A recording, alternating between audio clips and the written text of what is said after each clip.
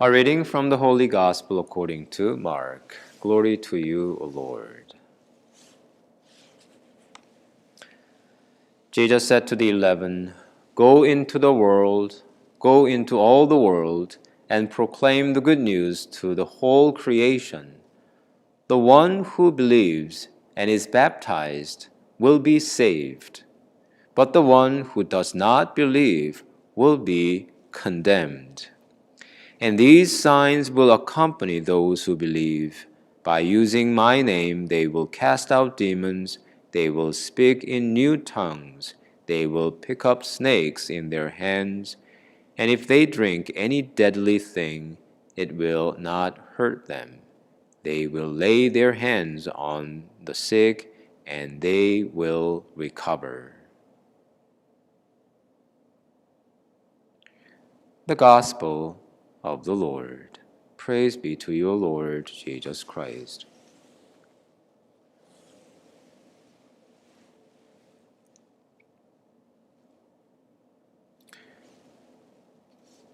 Paul, formerly called Saul, was well known to the earliest Christians even before his conversion.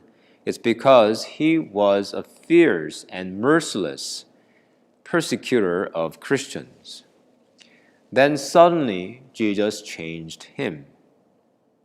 Now the challenge for Paul and the first Christians was how to prove his legitimacy as a Christian and an apostle of Christ. Were the great light and the voice from heaven enough?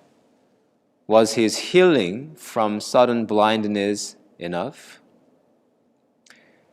The Christians who witnessed and helped Paul, then still called Saul, were amazed at what happened to him, but they could not trust him immediately.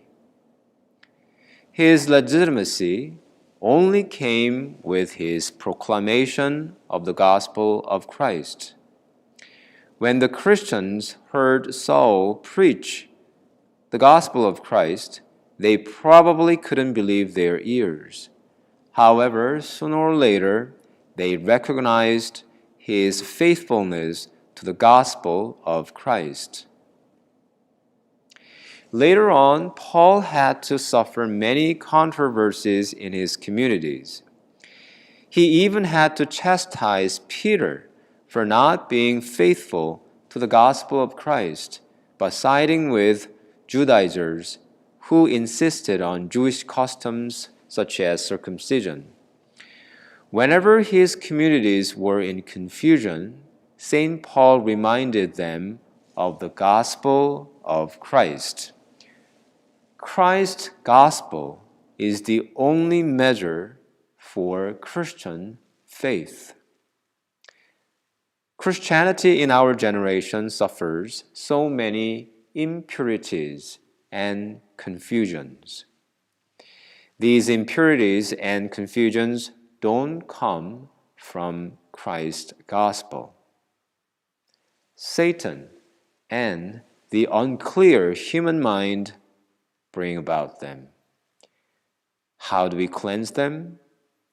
Only by the faithfulness to the gospel of Christ. Today we celebrate the conversion of St. Paul. Why? St. Paul didn't work for his conversion at all. He doesn't get any credit for his conversion. On the contrary, the power of the gospel and Christ radically changed a persecutor to a preacher for the Gentiles. We are celebrating the power of the gospel, the power of Christ's word today. It's time to be faithful to the voice of Christ. It's time to listen to his gospel. Let us be faithful to his teaching. As he removed the scales from Saul's eyes, he will remove our doubts and unbelief.